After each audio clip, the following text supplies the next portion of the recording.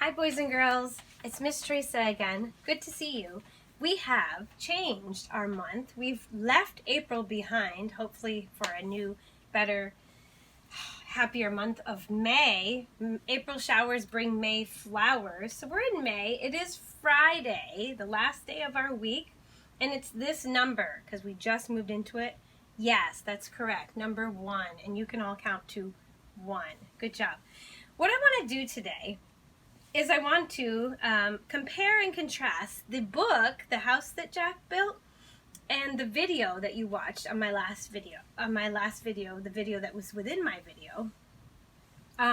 Here we have our Venn diagram. You've seen these before, where we have the comparison of the book and the video, and then in the middle is both. What's the same and what's different, okay? So what was different in the book, The House That Jack Built? Jack is a dog in the book.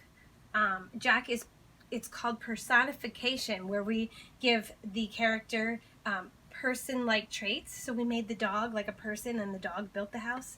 Can a dog really build a house?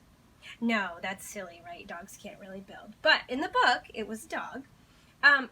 It showed how houses are built differently in our book. And in the video, it just showed animals and the mouse and the cheese a lot. It showed trucks and machinery, which we're going to get to in our KWL chart.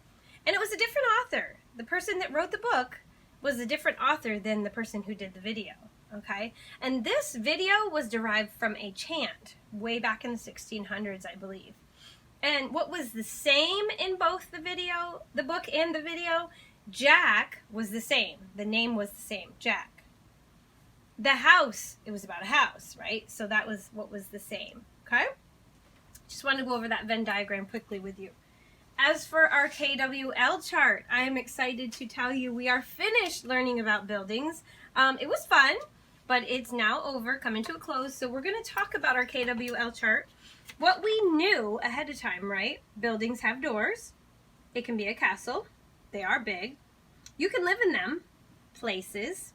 Rectangle. It could be your home. I build them. Buildings have windows. They're tall.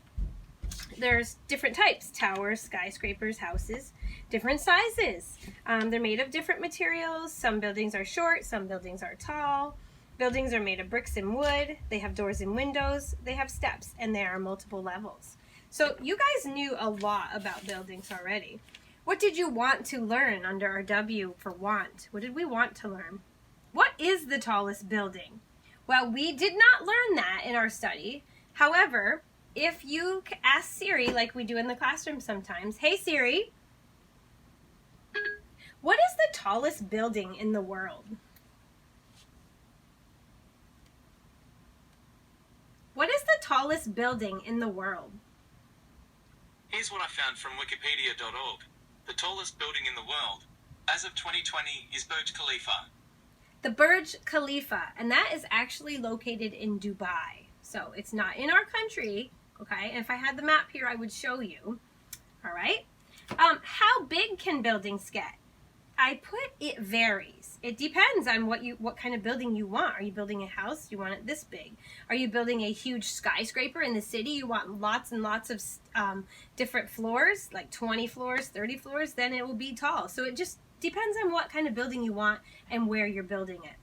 How are they made? People build buildings, and large machines build buildings. What are they made of? Bricks, cement, metal, wood were just a few things we learned and we saw in our book, right? The tallest building in the world, we talked about that already, the tallest building. What is the smallest building in the world? Let's ask Siri again. We do that in the class sometimes. Hey Siri,